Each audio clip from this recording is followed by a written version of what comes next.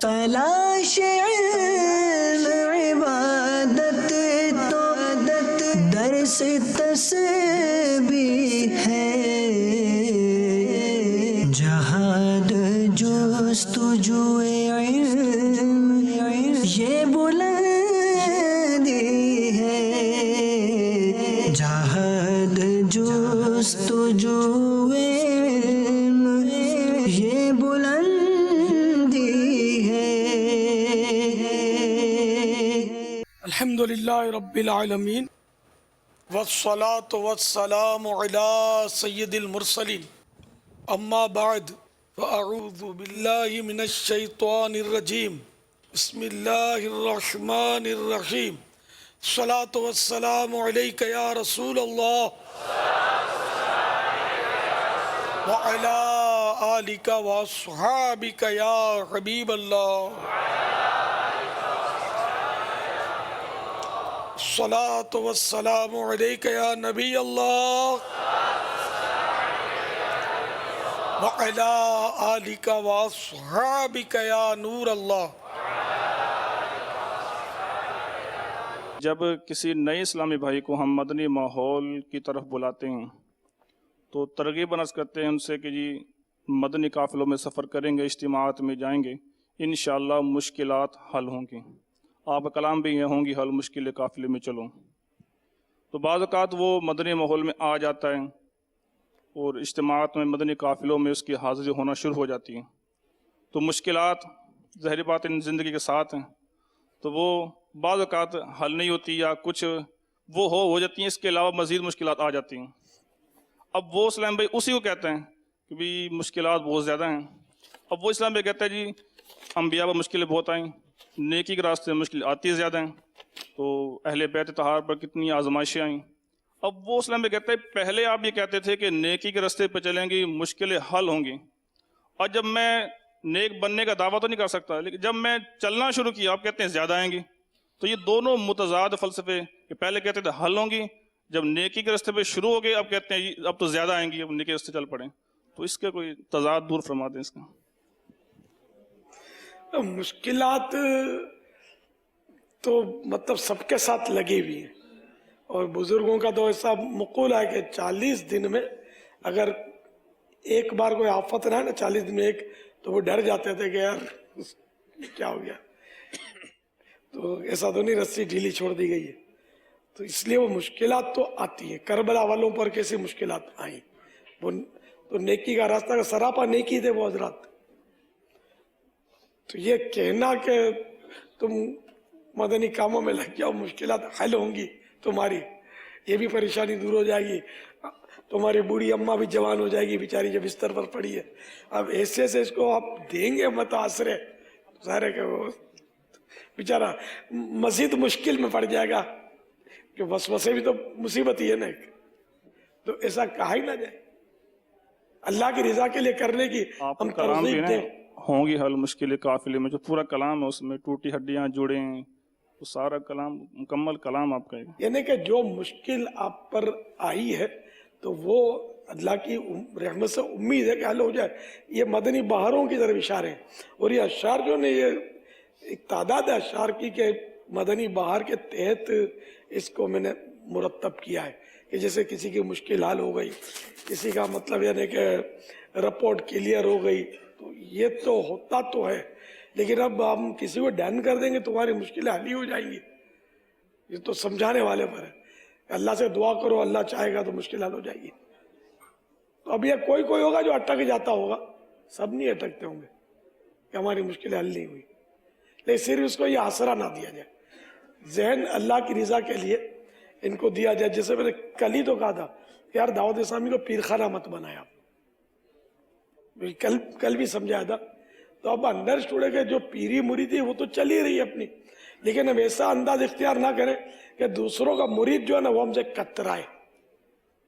تو اسی طرح مشکلات کے تعلق سے صرف ہم اسی کو ہائی لائٹ کریں اور اللہ کی رضا کا ذہن ہی نہ دیں تو کام کیسے چلے گا؟ تو یہ تو بے شمار اوراد و وظائف ہیں جن سے مشکلات حل ہونے کا لکھا ہوتا ہے کہ یہ پڑھو تو یہ مصیبت دور ہو جائے گی، وہ پڑھو تو وہ مشکل حل ہو جائے گی۔ اچھا، پھر یہ کہ تو قرآنی آیت بھی ہے ادعونی استجب لکم، تم مجھ سے دعا کرو میں قبول فرماؤں گا، اور اگلا بولے کہ میں نے دعا مانگی میری تو قبول ہی نہیں ہوئی. تو اب یہ کہ قبول تو چاہے اس وقت ہوگی یا رب چاہے تب ہوگی، اور قبولیت کی پھر صورتیں. پھر مشکلات کا ایسا بھی ہے کہ دعا مانگنے سے مشکل یا تو حل ہو جاتی ہے، جو مانگا وہ مل جاتا ہے، یا یہ ہوتا ہے کہ مصیبت آنے والی رک جاتی ہے. اب مثال کے طور پر کوئی بے روزگار تھا، اب وہ اس نے دعا مانگی، سب کچھ کیا، مدنی قافلے میں دعا مانگی، اس کو روزگار نہیں ملا، تو وہ بیچارہ گلہ کرتا ہے کہ مجھے تو روزگار نہیں ملا. تو اب کیا پتا کہ اگر یہ دعا نہ کرتا مدنی قافلوں میں سفر کر کے تو یہ مزید قرض دار بھی ہونے والا تھا. تو اس کا قرض دار ہونے والی جو آزمائش تھی وہ اس دعا کی برکت سے رک گئی، اور یہ بے روزگار تو وہیں رہا، ورنہ مزید پریشان ہو جاتا نا. تو یہ تو ہم کو پتہ نہیں چلتا نا. تو یوں بھی مشکلات حل ہونے کی صورت تو بنتی ہے. یہ آثر الویا میں لکھا ہے. مثال میں نے اپنی طرف سے دی کہ دعا یا تو جو مانگا وہ مل گیا، یا اس کی وجہ سے کوئی مصیبت دور ہو گئی، یا پھر اس دعا کا ثواب قیامت کے لیے ذخیرہ کیا گیا کہ جب بندہ نہ قبول ہونے والی دعاؤں کا ثواب قیامت کے روز دیکھے گا تو تمنا کرے گا کہ کاش میری دنیا میں کوئی دعا قبول نہ ہوتی. اب یہ ذرا اتنا سارا ہر مبلغ سمجھا نہیں سکتا دوسرے کو جو میں نے عرض کیا. تو اس لیے مطلب اس کو صرف مشکلات حل ہوں گی یہ ذہن دینے کے بجائے اللہ چاہے گا تو مشکل حل ہوگی، بعضوں کی حل ہوئی. ہم یہ عام طور پہ یہ جملے بولتے ہیں کہ بہت سو کے مسائل حل ہونے کی مدنی بہاریں ہیں کہ مشکلات حل ہوئی ہیں، اولادیں ملی ہیں، بیماریاں دور ہوئی ہیں وغیرہ وغیرہ، نوکریاں ملی ہیں. اس طرح کی کوشش کرنی چاہیے، بالکل ڈن نہیں کر دینا چاہیے. ایک اور سوال آپ کی بارگاہ میں کہ اولیاء کرام کے کشف کے بارے میں ہم سنتے ہیں کہ ان کو کشف حاصل ہوتا ہے جس سے وہ ایسے امور کی جو پوشیدہ ہوتے ہیں وہ ان پر ظاہر ہوتے ہیں. تو کشف کے ذریعے ظاہر ہونے والے جو امور ہوتے ہیں ان کی نوعیت کیا ہوتی ہے، کس طرح وہ ظاہر ہوتے ہیں؟ آیا کہ وہ دکھایا جاتا ہے یا بتایا جاتا ہے؟ جس کو کشف حاصل ہوگا نا اللہ تعالیٰ اس کو سمجھ بھی عطا فرما دے گا. نہیں آپ سے پوچھ رہے ہیں کہ ہم میں آپ کو اولیاء کرام کی اقسام ہوتی ہے. ایسے بھی اولیاء کرام ہوتے ہیں جن کو اپنی ولایت کا پتہ ہی نہیں ہوتا، اب وہ کیا کشف اور کیا کرامت اس کو پتہ ہی نہیں ہے کہ میں ولی ہوں. اب اتنے سارے بیٹے اللہ کے نیک بندے ماشاءاللہ قرآن کریم کی خدمت کرنے والے، اب ان میں کون کون ولی ہوگا ہمیں کیا پتہ ہے. ہم کا جس کی شہرت ہوتی ہے نا ہم سمجھتے ہیں کہ بس وہی سب کچھ ہے، ایسا نہیں ہوتا. شہرت شرط نہیں ہے، بلکہ شہرت کی تو فضیلت ہی کیا ہے جتنی فضیلت گمنام بندے کی ہے. آپ نے پڑھی ہوں گی روایتیں گمنام بندوں کے فضائل. حضرت سیدنا معاذ بن جبل رضی اللہ تعالیٰ عنہ مزار فائز الانوار پر حاضر ہو کر رو رہے تھے نا، پھر جب عرض کیا گیا سبب تو فرمایا کہ میں نے اس مزار والے سے سنا ہے صلی اللہ تعالیٰ علیہ وسلم کہ گمنام بندوں کہ انہوں نے کچھ فضیلت بیان کی، اور پھر فرمایا کہ افسوس میں ان میں سے نہیں ہوں، یعنی میں گمنام نہیں ہوں. تو بکھرے ہوئے بال ہے نا، پراگندہ بال، بکھرے ہوئے پراگندہ بال، اور جن کو کوئی مطلب دروازے سے دور کرتے ہو، جن کی کوئی سنتے نہ ہو، جن کو کوئی پوچھتے نہ ہو، وہ ایسے بندے ہوتے ہیں کہ اگر کسی بات پر خدا کی قسم کھا لیں تو وہ پوری کر دی جائے، اللہ تعالیٰ پوری کر دے ان کی بات. تو یہ کیا اب ظاہر یہ بھی اولیاء کرام کی اقسام ہوتی ہیں. تو ہمارے ہاں بس یہی ذہن ہوتا ہے کہ جو مشہور ہو گیا نا بس وہی سب کچھ ہے، اور بعضوں کا خالی بس وہ شہرت ہی شہرت ہوتی ہے، ہوتا کچھ نہیں ہے. خالی ڈبہ جو ہے نا اس میں مارو نا تو وزن آواز زور کی دے گا خالی ڈبہ، اور جب اس میں کچھ بھرا ہوگا اس کو مارو تو آواز نہیں آئے گی. تو بھرے ہوئے ڈبے ڈھونڈو یار. یہ کشف کی نوعیت کے بارے میں سوال تھا کہ کیا نوعیت ہوتی ہے اس کے اندر کہ جو مخفی امور ظاہر ہوتے ہیں، بتایا جاتا ہے، دکھایا جاتا ہے، کس طرح؟ چلو इल्हाम और वसवसा, इसमें भी फ़र्क करना मुश्किल होता है, हर आदमी कर नहीं सकता।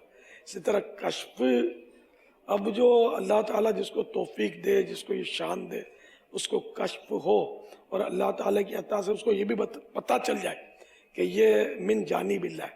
वरना ऐसी बातों का सुदूर तो शैतान भी ऐसे करवा दे कि आदमी समझे कि मैं बहुत पहुंचा हूँ। कैसा था कश्फ? और इमाम आजम की इखलास, तो कश्फ वापस कर दिया ना कि ये मुझे या अल्लाह, मैं बंदों के ऐब मुझ पर जाहिर हो रहे, ये वापस ले ले। ये भी कैसी प्यारी बात है। तो इसी तरह मतलब ये कि वो हर एक को कश्फ हो ये ज़रूरी भी नहीं है। कश्फ की पहचान हर वली को हो ये भी ज़रूरी नहीं है कि ये कश्फ ही है। शैतान खेलता है तो गौस पाक की शान थी, शैतान ने कैसे कैसे कारनामे दिखा और ये पहचान गए अल्लाह की अता से कि तो शैतान है। लेकिन बंदा इम्तिहान भी होता है, इसमें बहक भी जाए। नबी का मामला और नबी के मामले में तो शैतान दखील हो नहीं सकेगा, वो उसका तो उसकी तो शान ही अपनी जगह पर है। और नबी को तो पता ही होता है कि मैं नबी हूँ।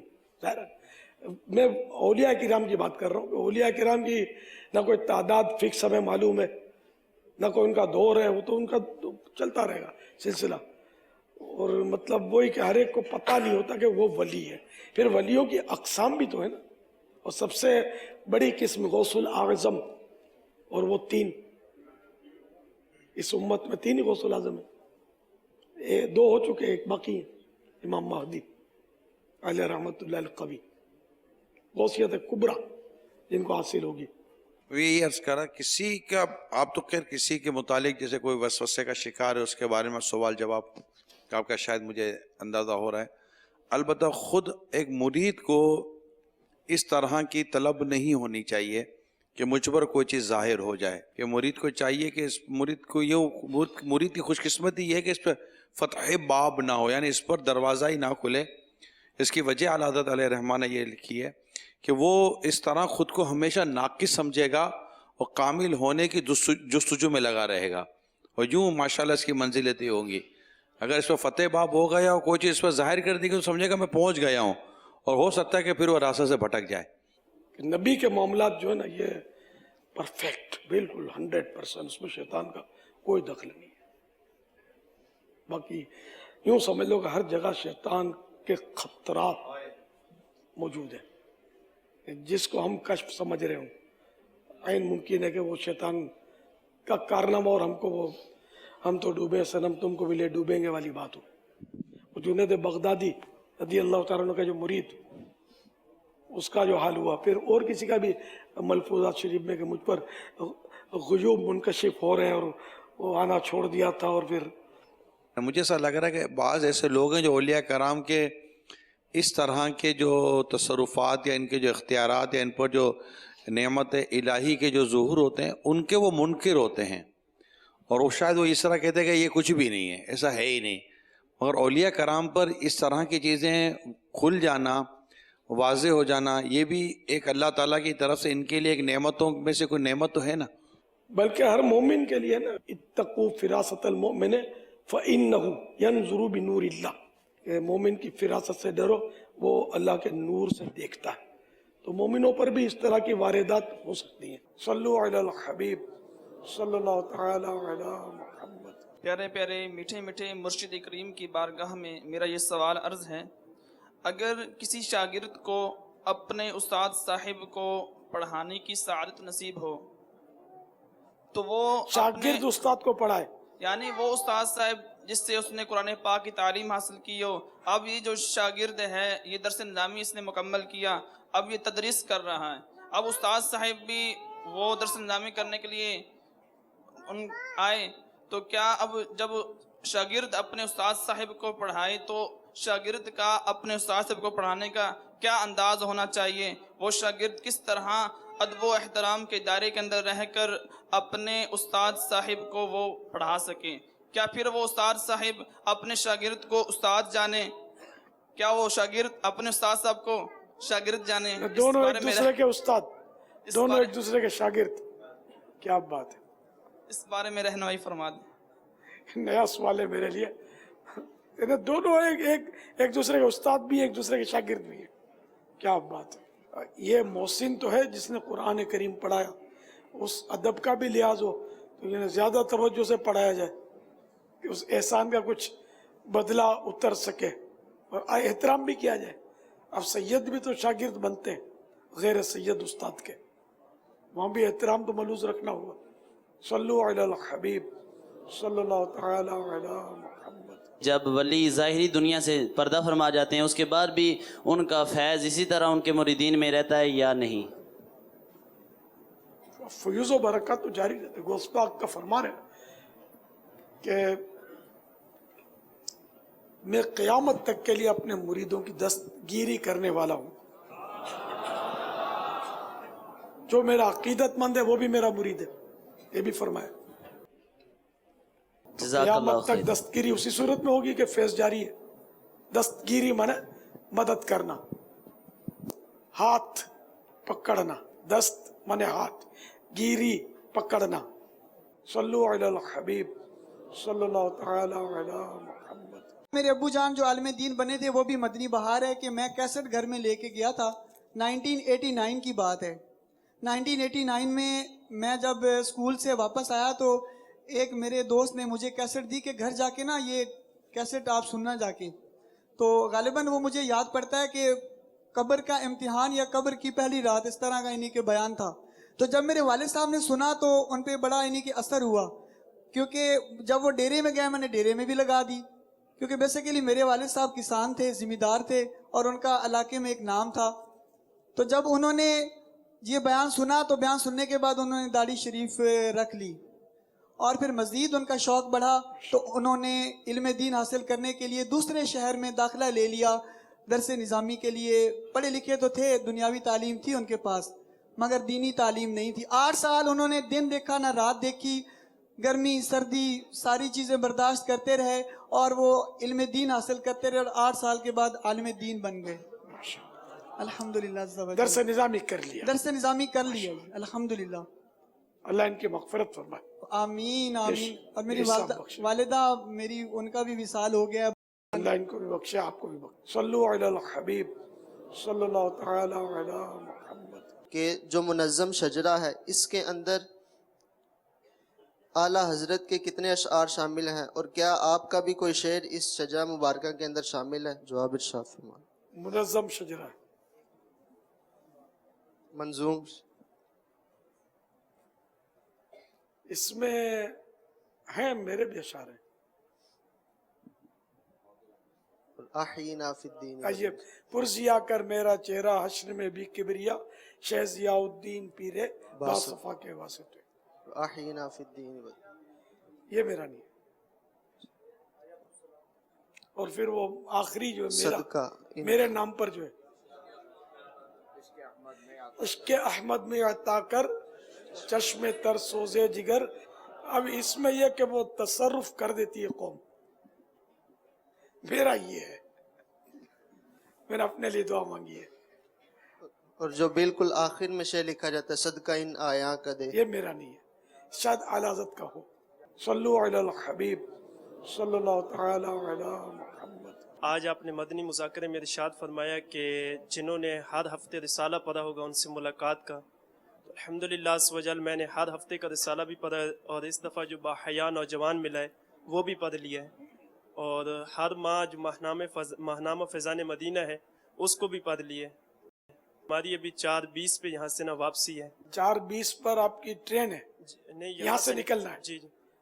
तो मैंने ये आज की मुलाकात का ऐलान भी नहीं किया ना, ये सिर्फ इनका पैकेज तो कल का है ना, तो आप तो वो तारीख से पहले का मुतालबा आपका। 19वां बजान वो पूरे पढ़े हैं, आज वापसी थी। फिर तो अपना ऐलान जो किया था वही वापस ना ले लूं मैं, क्या आपसे मिलूंगा तो बोलेगा मेरे को जल्दी जल्दी, मेरे तो यार ये मेरा ये काम जो है ना ये डिस्टर्ब हो जाएगा। फिर ऐसा ना कि मुलाकातें पहले की तरह बंद कर दूं, कि मेरा इंटरेस्ट मुलाकात तो अपनी ज़िमनी चीज़ है, असल तो इल्म दीन की खिदमत है ना। आ जाए जो 4:20 वाले बेचारे,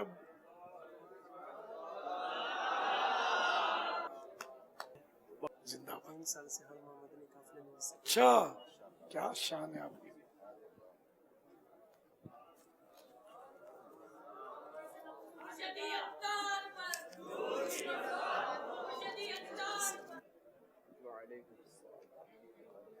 दुआ में याद रखिएगा, बेस साहब बख्शा जाऊं मैं, मुसाफिर की दुआ कबूल अल्लाह कर, अल्लाह खैरियत के साथ ले जाए।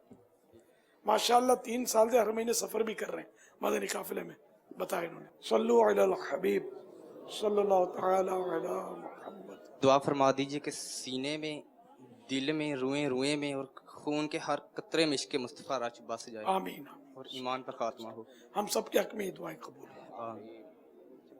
अर्ज़ ये करनी थी कि अगर आप अपने पीर साहब के आस्थाने पर तशरीफ़ ले जाएं और आपको महज गुफ्तगू का मौका मिले और आप ईमान पर ख़ात्मा भी मांगना चाहें, इश्क़ मुस्तफ़ा भी मांगना चाहें, खौफ़ खुदा भी मांगना चाहें, गुनाहों से बचने के लिए जल्द अज जल्द शादी भी मांगना चाहें, इल्म, अमल, बयान करने का तरीका, ज़ुबान में तसीर, इनके हर चीज़ मांगना चाहें, गर्ज के प्याला खाली है उसको भरवाना चाहें, तो आप क्या और किस तरह अर्ज़ करेंगे? आला हज़रत का एक शेर याद आ रहा है मुझे,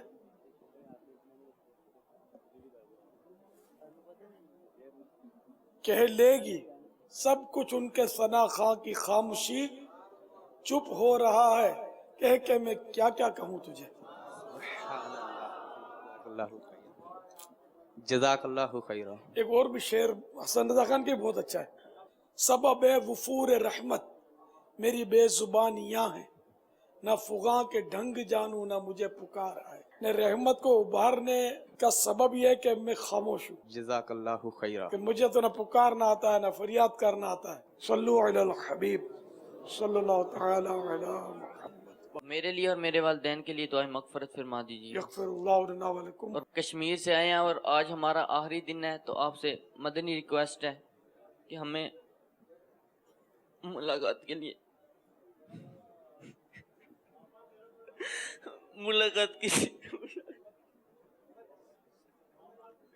बहुत रिक्वेस्ट है। 3 दिन से तड़प रहा हूँ, सिर्फ 5 सेकंड दे दे। करम फरमाइए। जो रोता है उसका काम होता है ना, इसको ले लो बेचारे को। करम फरमा दीजिए।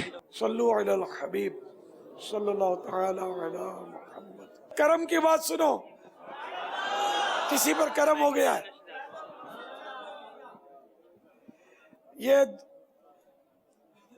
हिंद के अलावा, पाक व हिंद के अलावा जो काबीनात हैं दीगर ममालिक की, उनमें एक काबीना फर्स्ट आई है मदनी कामों के हवाले से, वो है यूनान। अरशद अत्तारी, इनको इंशाअल्लाह मदीने का टिकट पेश किया जाएगा।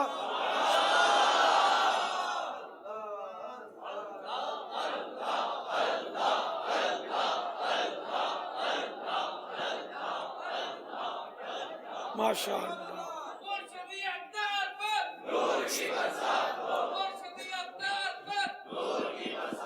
सल्लु अलल हबीब सल्लल्लाहु तआला अला मुहम्मद। मैं चौक इमाम आज़म ज़िला लिया से उधर से आया।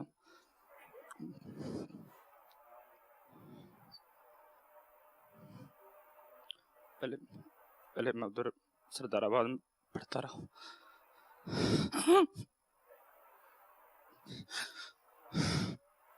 हिफ्ज़ भी दावत इस्लामी में किया और तजवीदों की रात भी। फिर किस मसाइल की वजह से घर में चला गया। जब उधर गया हूँ तो मुझसे इमामा छूट गया। फिर दावत इस्लामी मुझसे छूटने लगी। दावत इस्लामी छोड़ दिया आपने? मुझसे छूट गई। अल्लाह। फिर मैं रात को सोया तो मुझे बहुत इसमें हुआ कि मैं पहले दावत इस्लामी को देख, कोई भी दावत इस्लामी वाला देख के मुझे खुशी होती थी। फिर मैं देख के मैंने रास्ता बंद करके, भाई मुझे पूछेंगे भी आपका इमामा किधर गया। फिर मैं सखी सुल्तान बहु गया। मैंने मदनी मुज़ाकिर में सुना था कि औलिया अल्लाह के दरबार पे जाके दुआ कबूल होती।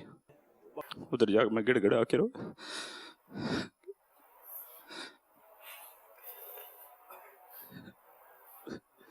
मेरे पीर साहब मुझे बुला ले।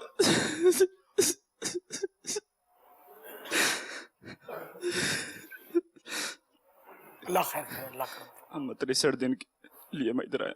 63 दिन के लिए? 63 दिन। मरहबा। ہم دعا کرتے ہیں آئندہ مجھے دعوت اسلامی نہ چھوٹے. آمین. دعوت اسلامی تو مر کر بھی نہیں چھوڑنی. اللہ ہم سب کو استقامت نصیب فرمائے. دعوت اسلامی جیسی کوئی تحریک ہے ہی نہیں دنیا میں. اللہ کی رحمت ہے کہ اس نے ہم کو یہ نعمت عطا فرمائی. صلو علی الحبیب صلی اللہ تعالی علی محمد. میرا نام محمد ایاز اتاری ہے. میں ضلع کوٹلی فیضان اتار ڈوین نکیال سے آیا ہوں، بارڈر کے قریب سے. میری آپ سے مدنی التجا ہے کہ میری دستار بندی ملاقات کا شرف دے دے. بابا کرم.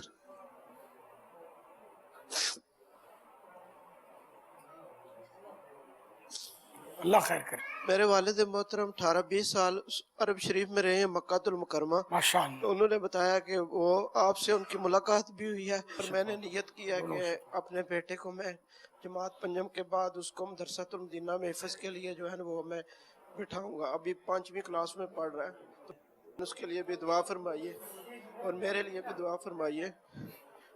اور والد صاحب کو سلام کہیے گا. انشاءاللہ وہ بھی سلام آپ کو دے. علیکم السلام. ملاقات کی تمنا ہے. حاضر کیا کروں، سارے ملاقات کے تقریباً بابا جان کرم اذان ہونے والی ہے. کرم فرما. بابا جان کرم فرما دے. بابا جان کرم. کس کس کو ملاقات کرنی ہے؟ بابا جان کرم. اگر کتنے سارے ہیں، کیا کریں.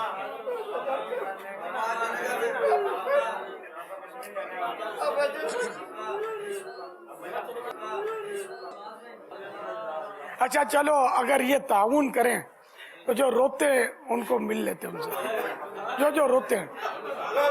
نہیں اب رونے والوں کو رونے کی اجازت نہیں ہے، جو پہلے سے روتے ہیں. کوئی تو مت اگر سودا کرے نا. اب ایک مٹھی داڑھی کر لیں بڑا میں.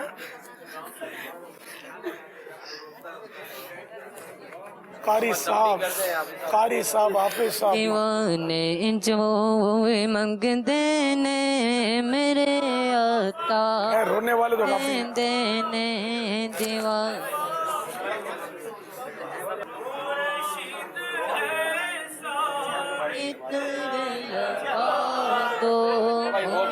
بیچارے بھائی والے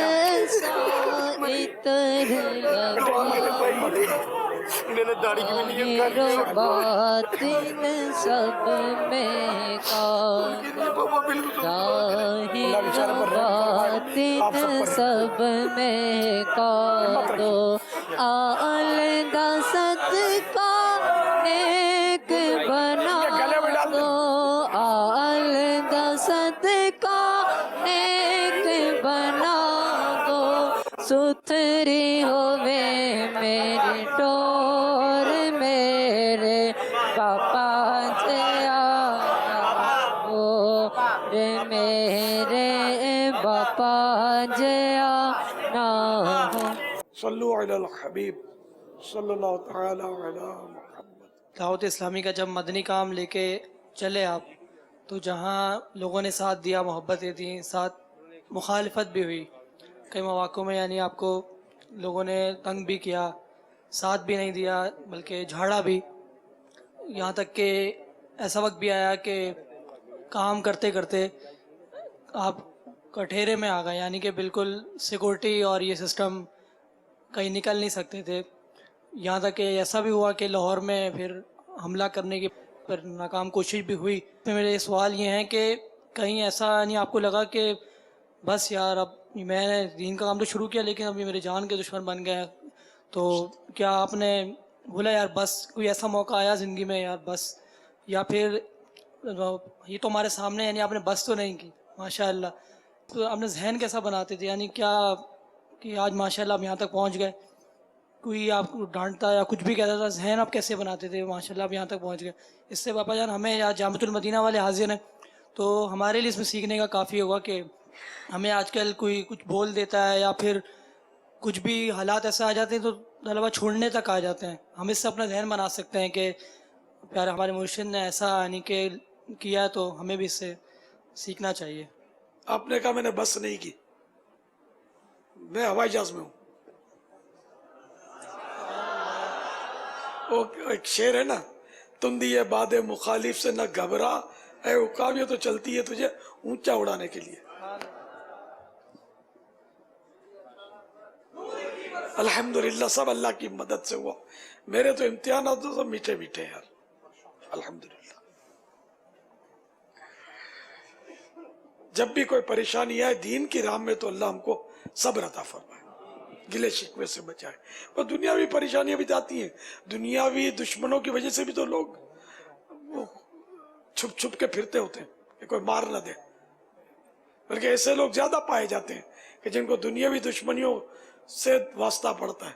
میں تو خوش نصیب ہوں یار کہ میری نہ جائیداد کا جھگڑا ہے, نہ کوئی یہ آج تک دعویٰ کرتا ہے کہ یہ ہمارے پیسے کھا گیا ہے, نہ اس کہ ہماری زمین دبا لی ہے, نہ دشمن کو بھی کوئی ایسا مطلب کھانچا مل ہی نہیں رہا کہ میرے کردار پر انگلی اٹھائے. الحمدللہ یہ بھی اللہ کا کرم, نور کی برسات, اللہ کا کرم ہے. اب ایک جان رہ گئی ہے, اس کے پیچھے ہیں تو ٹھیک ہے, تو تیر آزما ہم جگر آزمائے. جب تک موت نہیں آئی خود موت ہماری محافظ ہے. مولا مشکل کشا کا قول ہے کہ موت میری محافظ ہے. تو اللہ حفاظت کر رہا ہے, محبوب کا کرم, غوث پاک کی عنایت. جب تک دم میں دم ہے انشاءاللہ زندہ رہیں گے. اللہ کرے کہ دین کی خدمت ہوتی رہے اور بس نہ ہو, یعنی ایسا بے بس نہ ہو جاؤں کہ وہ آزمائش ہو جائے. بیماریاں, بڑھاپے میں یہ امکان ہوتا ہے کہ آدمی دین کی خدمت سے بے بس بعض اوقات ہو جاتا ہے. اللہ کرے کہ میں ہوائی جہاز میں رہوں, بس میں نہ ہوں. یار کوئی ایسا یعنی کہ وقت کے جیسے یعنی کہ واقعہ ہو گیا ہو, پھر جب رات کو گھر آیا ہوں تو بیٹھ کے بندہ بیٹھتا ہے تو رونا آ جاتا ہے, میرے ساتھ آج کیا ہو گیا. بالکل نا عجیب سے کیفیت ہوتی ہے یار, میں نے اتنا اچھا کام کر رہا ہوں لیکن ایک ایسا وقت یعنی زندگی میں کوئی آیا ہو یار آج دیکھو اتنا میں نے ڈانٹ دیا, یا پھر جس دن کا جو لاہور میں حملہ ہوا تھا, ناکام کوشش جس دن کی گئی, تو اس دن کیا کیفیت یعنی کہ میں ہوائی جہاز میں اڑ رہا تھا. میں اسی دن یہاں نمازیں پڑھائی, میں نے فیضان مدینہ میں آ کے نمازیں. اب یہ کوئی دیکھنے والا تو اس وقت تو شاید ہوگا نہیں آپ میں سے. نمازیں حاجی میں نے آپ کو تو پتا ہوگا, نمازیں یہیں پڑھی تھی میں نے. پھر وہ اس ذمہ داران آئے میرے پاس عشاء میں اور بولا یار تم کیا کر رہے ہو, گھر میں بیٹھو, نمازیں گھر میں پڑھنی ہے. کیونکہ وہ جو دشمن مجھ پر حملہ آور ہوا تھا وہ یہاں بھی ہے. وہ کام تو اس وقت بھی اگرچہ سوشل میڈیا ہائی لائٹ نہیں تھا, لیکن فون سے تو کام تو ہو سکتا ہے نا, کہ بچ کے نکل گیا ہے, آ رہا ہے, کراچی آ گیا ہے.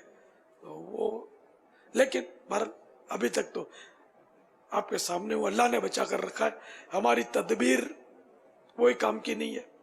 جب تقدیر غالب آتی ہے تدبیر فیل ہو جاتی ہے. اللہ کی رحمت اس کا کرم ہے, ورنہ تدبیر کے ناخن تقدیر کی گرہ نہیں کھول سکتے. یہ مقول ہے, اللہ کا کرم ہے, اس کا احسان ہے. اپنے کو ہتھیار پر بھروسہ بھی نہیں رکھنا ہے. وہ اقبال کا شعر یاد آ گیا, کافر ہے تو شمشیر پہ کرتا ہے بھروسہ. شمشیر مانے تلوار.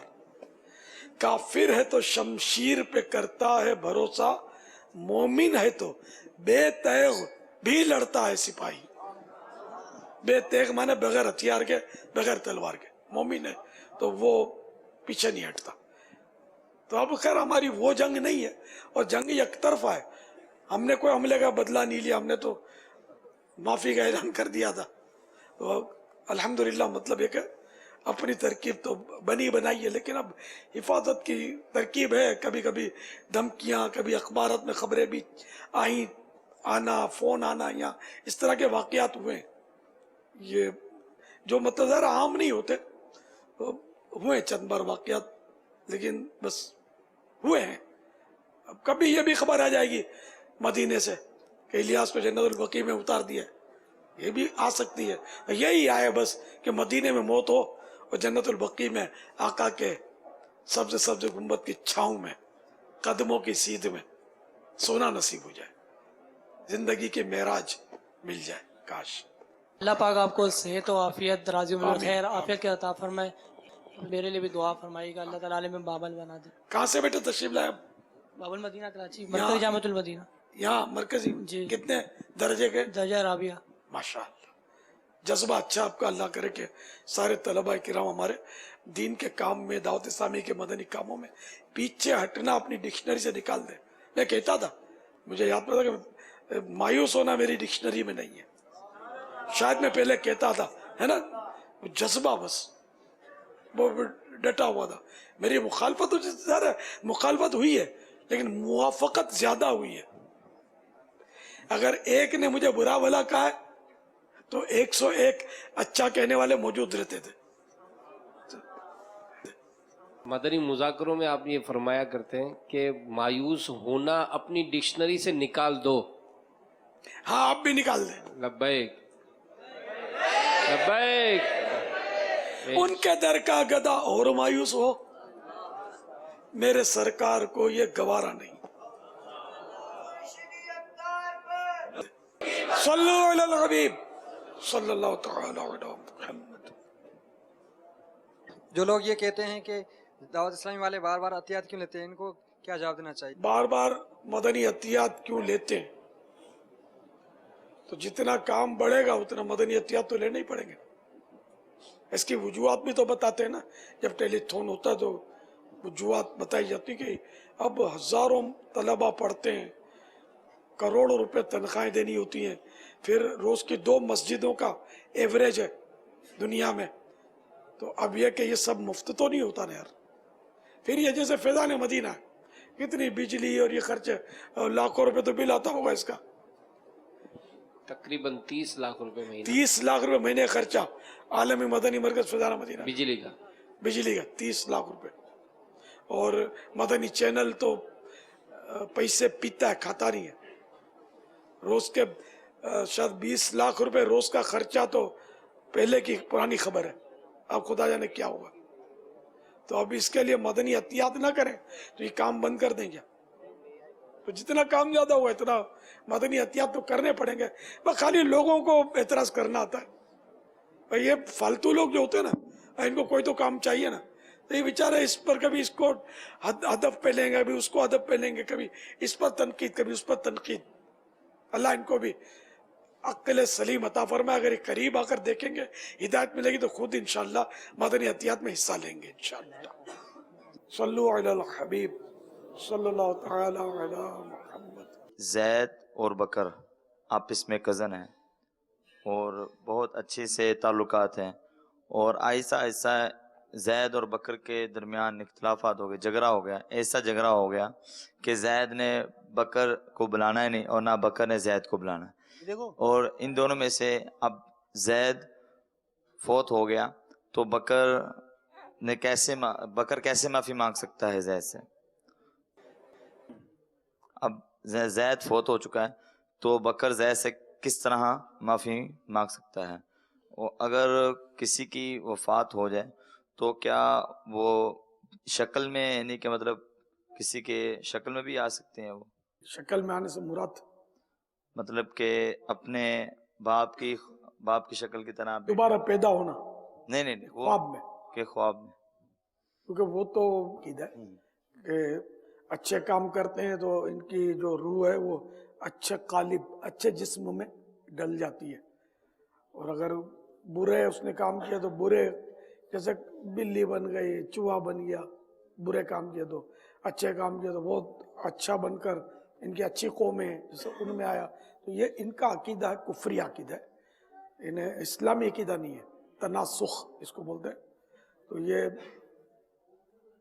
تو بالکل کفر ہے, مسلمانوں کا عقیدہ نہیں ہوتا. باقی اب خواب میں تو حواس جو ہے نا, سوچے یہ تتر بتر ہوتی ہیں, منتشر ہوتی ہیں, تو ہو سکتا ہے باپ کی خواب میں نظر آ جائے باپ کی شکل میں. لیکن اب مسئلہ یہ کہ اگر بندوں کے حق تلف کیے, اس نے دوست کے حق تلف کیے تھے اور فوت ہو گیا, حقوق کی ادائیگی, دل آزاری بھی حق تلفی ہی ہے بندے کی, جبکہ ہو دل آزاری, ایذا دی اس کو مثلا. تو یہ اگر اس طرح کے حقوق اس کے ذمے تھے اور یہ فوت ہو گیا ہے تو جو زندہ ہے وہ اس کو معاف کر دے تو معافی مل جائے گی انشاءاللہ. اچھا, اب زندہ پر فوت شدہ کے حقوق تھے اور وہ چلا گیا اب اس کے حقوق اگر مالی حقوق ہیں، پیسے ہیں جیسے، تو وارثوں کو دے دے، جیسے قرضہ لیا تھا تو وارثوں کو دے دے، اور باقی اب دل آزاریاں، ایذا رسانیاں، یہ اس کا توبہ بھی کرے اور اس کو دعا مغفرت سے نوازتا رہے، دعا کرتا رہے مغفرت کی، اللہ تعالیٰ سے رحمت کی امید ہے۔ گہری دوستیاں جو ہے نا، وہ تو حدیث شریف میں بھی نہ ایک مضمون ہے کہ نہ کسی سے اتنی دوستی کرو کہ نہ جانے کب تمہارا وہ دشمن ہو جائے، نہ کسی سے اتنی زیادہ دشمنی کرو کہ نہ جانے کب وہ تمہارا دوست بن جائے۔ تو یہ جو جوڑیاں بنا کر پھرتے ہیں نا، یہ وہ جوڑی ہی کا کیس بتا رہے ہیں ہم، کہ بالکل ایک ہی رنگ کے کپڑے پہنیں گے، ایک ہی تھالی میں کھائیں گے، وہ ایک ہی انداز ان کا ہوتا ہے، اور پھر جب ان کی ٹھنڈتی ہے تو ایک دوسرے کی شکل دیکھنا گوارا نہیں کرتے۔ تو اس لیے سب سے دوستی رکھنی چاہیے۔ دعوت اسلامی کے مدنی انعامات میں بھی یہ ہے، یہ ذاتی دوستیاں ہوتی ہیں۔ دین کے لیے دوستی ہونا اور بات ہے، عام طور پہ ہمارے ہاں ذاتی ہوتی ہے۔ ایک تو کیس ایسا ہیوی میرے پاس آیا تھا اسی طرح کا، ایک بھائی آیا میرے پاس، اس نے کہا میرا بھائی ایک چھوٹے سے دوستی کی تھی، میرا گمان ہے کہ وہ امرد ہوگا۔ اب وہ امرد فوت ہو گیا، اس کی باتوں سے میں نے یہ اندازہ لگایا۔ اب وہ جو میرا بھائی تھا وہ بس بے چین رہنے لگا، اس کی قبر پر پڑا رہتا تھا۔ آخر کار میرا بڑا بھائی فوت ہو گیا، اس کے محبت میں، اس کی دوستی میں اللہ بیچاری کی مغفرت فرمائے۔ یہ ہے مطلب امردوں سے دوستی تو بڑی خطرناک ہے، بہت خطرناک ہے۔ اللہ تعالیٰ ہم سب کو محفوظ رکھے۔ اب آپ خود غور کریں کہ میں کیسے بچ سکتا ہوں۔ دونوں کو چاہیے کہ غور کریں کہ یہ میری دوستی اللہ کے لیے یا کوئی ذاتی کشش کی وجہ سے ہے۔ ذاتی کشش ایک تو حسن و جمال، یا اگلا پیسے والا ہے، خرچہ کرتا ہے، یا ہنسمکھ زیادہ ہے، مذاق مسکری زیادہ کرتا ہے تو مزہ آتا ہے، چٹکلے سناتا ہے، حشاش بشاش ہے، اس طرح کی کششیں جو ہوتی ہیں اس سے دوستی بن جاتی ہے۔ اللہ کے لیے دوستی ہو تو بالکل صحیح ہے، لیکن عام طور پہ ایسا ہوتا نہیں ہے آج کل۔ مجھے طالب علم اس زمانے میں یہ سنا ہے کہ اگر آپ کی لائف میں کوئی اچھا طالب علم، مطلب کہ آپ لو لیول کے مطلب پڑھنے والے ہیں اور آپ کا دوست اچھے لیول کا پڑھنے والا ہے، تو آپس میں اتنا مطلب کہ تعلقات ہوں تو وہ کامیابی کی راہ ہم میں سمجھ رہا ہوں کہ تعلیمی طور پر ہو سکتا ہے ایسا ہوتا ہوگا، لیکن ہمیں جو حدیثوں میں بیان کیا گیا کہ اس کی صحبت اختیار کرو جسے دیکھ کر تمہیں خدا یاد آ جائے، سبحان اللہ، جس کی باتوں سے تمہاری آخرت کی بہتری ہو۔ تو یوں مطلب دوستی میں یہ چیزیں تو اب کہاں دیکھی جاتی ہیں کہ دوست کو دیکھ کر اللہ یاد آ جائے کہ مزید یاد الہی سے بندہ غافل ہو جائے۔ اب تو دوستیاں ایسی ہیں، یعنی ایسے کی دوستی کرو کہ تو جب خدا کو بھولے تو وہ تجھے یاد دلا دے، اور تیری اس کی باتیں تمہاری آخرت کی بہتری کے لیے ممد مدد کرنے والی ہوں۔ صلو علی الحبیب صلی اللہ تعالی علی محمد۔ السلام علیکم ورحمۃ اللہ وبرکاتہ۔ وعلیکم السلام ورحمۃ اللہ وبرکاتہ۔ سیدی اعلی حضرت امام اہل سنت کے پیر مرشد کا نام بتا دیجیے۔ شاہ آل رسول، حضرت آل رسول مقتدی کے واسطے۔ صلو علی الحبیب صلی اللہ تعالی علی محمد۔ جامعۃ المدینہ فیضان قطب مدینہ نیو کراچی۔ الحمدللہ عزوجل جب آپ کی بارگاہ میں آنے کا مدعا سنا تھا تو ہمارے 11 درجات ہیں طلبہ کرام کے، تو اس میں سے 10 درجات میں الحمدللہ عزوجل جب سے ترکیب بنی تھی منگل والے سے دن سے ہم نے شروع کیا ہے، روزانہ غیر مقیم جامعۃ المدینہ میں روزانہ ایک چوک درس کا سلسلہ الحمدللہ ہم نے جامعۃ المدینہ کے اطراف میں شروع کر دیا ہے، اور اس میں 11 میں سے 10 درجات میں ہو رہا ہے۔ ابتدائیہ درجہ چونکہ اردو پڑھنے لکھنے کے حوالے سے تھوڑا سا ویک ہوتا ہے، اس میں پڑھائی سکھائی جاتی ہے، تو اس میں یہ سلسلہ ہے کہ یہ کہ انشاءاللہ اس میں نہیں ہے 10 درجات میں الحمدللہ ترکیب ہے، 1 درجے میں ترکیب نہیں ہے۔ باقی مدنی کاموں کے حوالے سے ہمارے بعض طلبہ کرام کی کارکردگی آئی ہے الحمدللہ۔ ہمارے ایک اسلامی بھائی ہیں اولا الف کے طالب علم 2 سال سے الحمدللہ مدرسہ المدینہ بالغان پڑھانے کی سعادت حاصل کر رہے ہیں، یہ غیر مقیم جامعۃ المدینہ کے طلبہ کرام کی کارکردگی ہے۔ اسی طرح 2 طلبہ کرام ہمارے اولا باغ ہیں، یہ 19 ماہ سے الحمدللہ مدرسہ المدینہ بالغان پڑھا رہے ہیں۔ ایک اسلامی بھائی ہمارے طالب علم 4 سال سے الحمدللہ مدنی مذاکرے میں پابندی سے الحمدللہ شرکت ہے ان کی، ماشاءاللہ. اور ایک اسلامی بھائی کی 19 ماہ سے الحمدللہ مدنی مذاکرے میں پابندی سے شرکت ہے. بعض طلبہ کرام ایسے ہیں جو 5 سال سے ماشاءاللہ پابندی سے اجتماع میں شرکت کر رہے ہیں الحمدللہ. ان کے نام بھی یہاں پر موجود ہیں ماشاءاللہ. الحمدللہ. ٹوٹل کتنے ہیں؟ یہ ٹوٹل تقریباً 8 طلبہ ہیں جن کی میں نے اس اعتبار سے، باقی تو کارکردگیاں تھیں لیکن جو تھوڑی زیادہ تھیں 5 سال بعد 3 سال والی، تو یہ کارکردگی ہم نے جمع کی. تقریباً 7-8 طلبہ کرام ہیں. ماشاءاللہ.